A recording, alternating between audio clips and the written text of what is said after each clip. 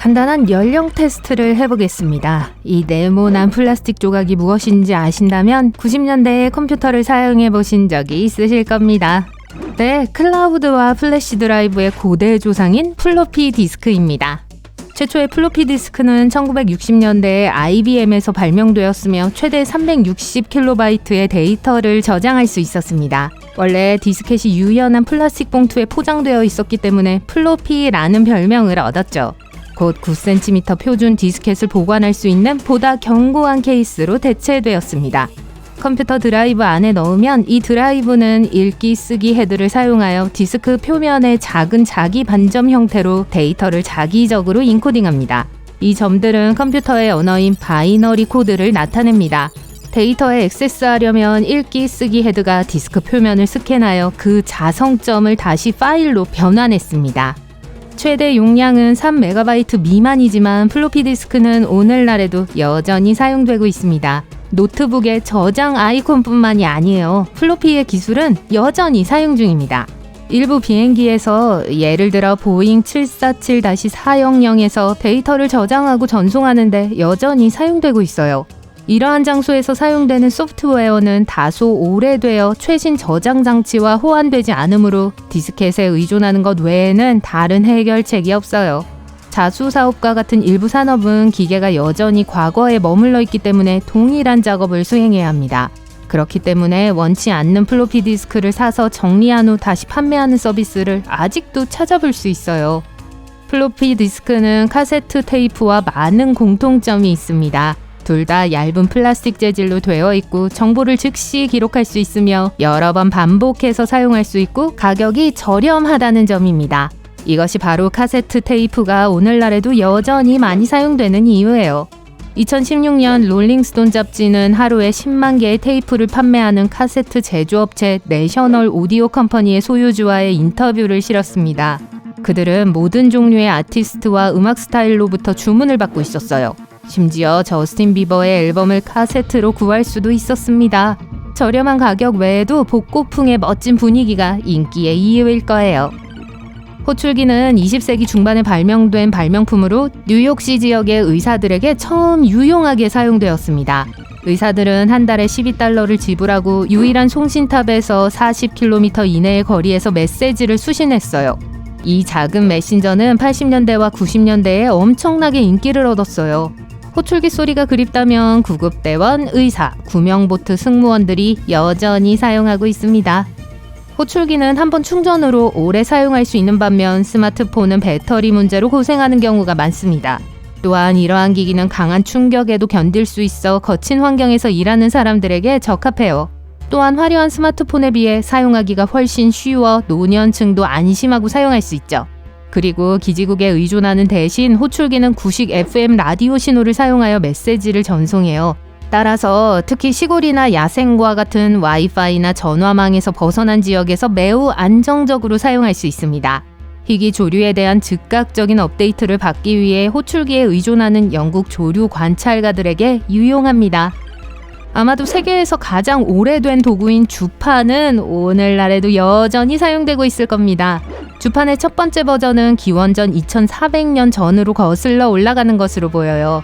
바빌로니아 사람들은 모래나 먼지로 덮인 평평한 돌을 사용했어요. 그들은 모래에 단어와 숫자를 그렸고 나중에 숫자와 자가를 추가하여 계산을 했어요. 수세기에 걸쳐 이집트와 그리스에서 인도, 일본, 미국에 이르기까지 전 세계 문화권에서 저마다의 버전으로 발전했습니다.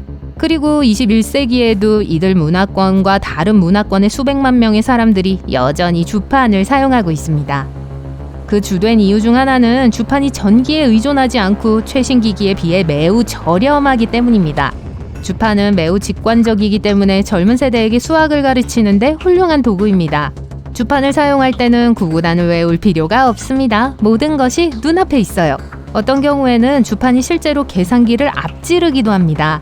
이 오래된 도구로 계산기보다 더 빠르게 숫자를 입력할 수 있지만 나눗셈이나 세제곱근과 같은 하드코어 수학은 여전히 느립니다. 19세기의 스코틀랜드인 알렉산더 베이는 전설을 통해 신호뿐만 아니라 이미지도 전송할 수 있는 방법을 찾기로 결심했습니다. 그는 시계 제작자였기 때문에 메커니즘에 능숙했고 화학 전신으로 알려진 것을 생각해냈죠. 그는 전신 사업자들이 이미 보내고 있던 전기 신호를 사용했습니다. 이 신호는 화학물질에 적신 특수 종이를 통해 전달되었어요. 신호가 종이에 닿으면 화학물질이 증발하면서 모스부호 표시가 남게 돼요. 데이는 전화가 발명되기 훨씬 전에 현대 팩스 기계의 조상을 발명했어요. 이 기술의 후예는 여전히 대다수의 미국 병원에서 사용됩니다. 물론 지금은 디지털 기록을 보유하고 있지만 이는 하나의 거대한 디지털 데이터베이스로 다른 기관과 공유하지는 않습니다. 따라서 환자의 데이터를 전송해야 할 때마다 구식 방식으로 전송해요. 예를 들어 초음파 사진을 인쇄한 다음 팩스로 전송합니다. 이는 한 병원 내 여러 부서에서도 마찬가지입니다. 젊은 직원들은 팩스를 실제로 본 적도 없는 경우가 많기 때문에 과정이 항상 원활하고 빠르진 않습니다.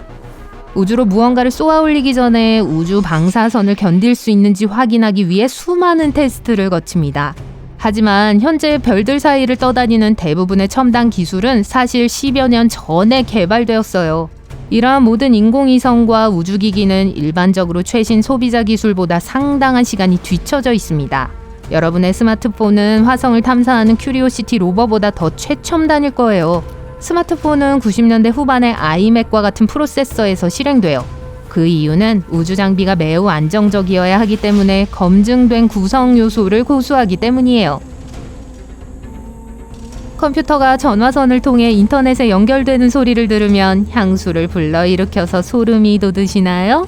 무슨 말인지 모르시겠다면 컴퓨터와 전화선 사이에 다리와 같은 모뎀을 사용하는 전화 접속 연결을 말하는 거예요. 웹서핑을 하고 싶을 때 컴퓨터는 인터넷 서비스 제공업체가 제공한 특수 번호로 전화를 겁니다. 이 번호는 컴퓨터 서버로 연결돼요. 연결은 지금보다 훨씬 느리고 끽끽대는 소리가 계속 났죠. 미국에서만 수백만 명의 사람들이 여전히 이 기술을 사용하여 웹에 접속하고 있어요. 많은 시골 지역에서는 선택할 수 있는 다른 옵션이 없기 때문에 어쩔 수 없어요. 역사책에 나오는 방 전체를 차지하는 컴퓨터 중 하나는 정수 필터 회사 스파클러 필터의 텍사스 사무실에서 아직도 열심히 일하고 있습니다. 이 컴퓨터는 메모리가 없는 1948년형 IBM으로 펀치카드를 사용하여 계산을 수행합니다. 펀치카드는 분당 80에서 150매의 속도로 읽을 수 있습니다. 또한 플러그보드에 물리적으로 연결할 프로그램이 필요해요. 모든 작업을 완료한 후에는 프로그램을 전환해야 합니다. 소프트웨어의 경우 컴퓨터는 계약 및 지불을 추적하는 1958년부터 사용되어 온 모카스라는 프로그램에 의존합니다. 수년에 걸쳐 모카스는 은행이나 항공사에서 볼 수 있는 그린스크린 액세스와 같은 몇 가지 기능을 개선했습니다. 또한 새로운 인터페이스를 포함한 다른 요소를 추가하여 프로그램을 상상할 수 없을 정도로 오래 실행할 수 있도록 했어요. 1세대 컴퓨터는 여전히 34만 건의 계약에 걸쳐 약 1조 3천억 달러 규모의 거래를 처리하고 있습니다. 이를 교체할 생각은 있었지만 비용이 너무 많이 들었습니다.